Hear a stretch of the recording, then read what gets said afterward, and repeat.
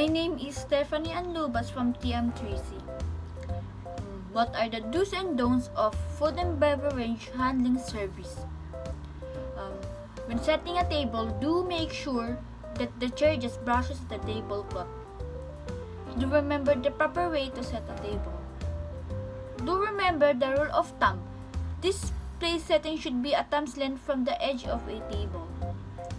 The do's and don'ts of handling glassware, flatware, and silverware.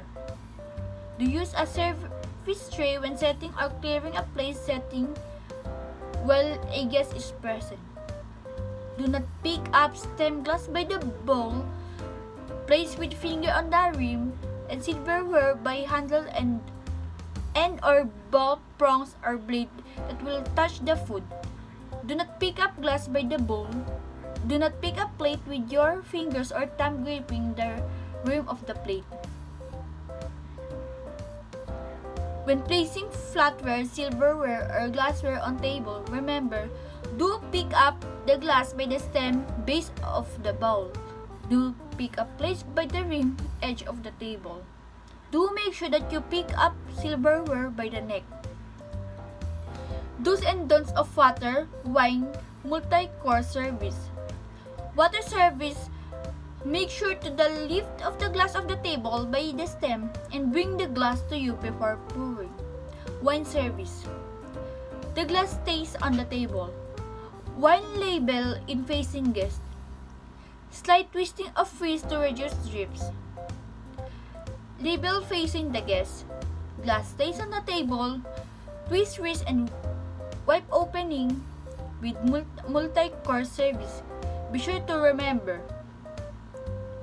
Serve guests from the left with your body open to the guest. When you are clearing courses, remember, clear the table from the right, stock silverware once the plate is removed. Do remember, clear the charger and bread plate before the dessert is served. Don't forget to pull down the dessert setting.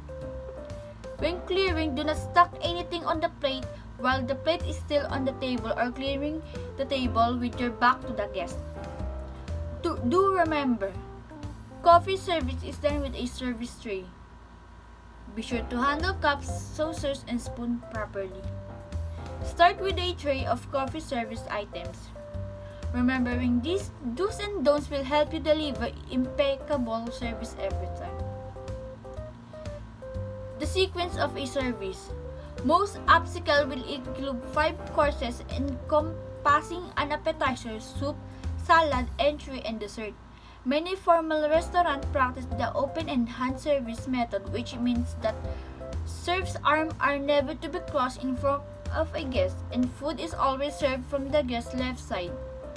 In the United States, diners hold the fork in the left hand and knife in the right. Once a bite is cut, you then place the knife on the plate and switch the fork to the right hand. Essentially, American diners will never be replace food in their mouths while holding the knife. It's also uncommon to use the knife to shovel food onto the fork. And when a meal is finished, you signal to the wait staff that you are done by placing the fork and knife parallel from the top left corner to the bottom right corner of the plate. To be honest, European dining style are more efficient. You hold the fork in your left hand and cut with the knife in your right. The knife does not leave the right hand, meaning all the process required by switching hand in the American dining style do not exist in European dining. In Europe, the fork is typically face down and you curve it up to your mouth. It's common to use the knife to shovel food onto the fork and to signal you are done eating. Diners simply place their cutlery down. Imagine I am the waiter at a 5-star hotel. My name is Stephanie and I will serving you today. Would you like to order now? Do you have any allergies? What did you like about food menu? Are there any drink you like to see on our menu? Thank you and come again.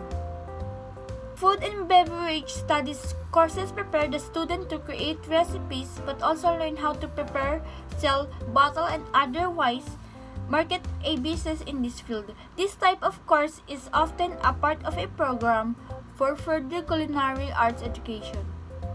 Taking this course prepares the student for advanced education on this field. The student will be better able to work in the field as well as to handle management level positions. And I am Stephanie Anubas from TM3C.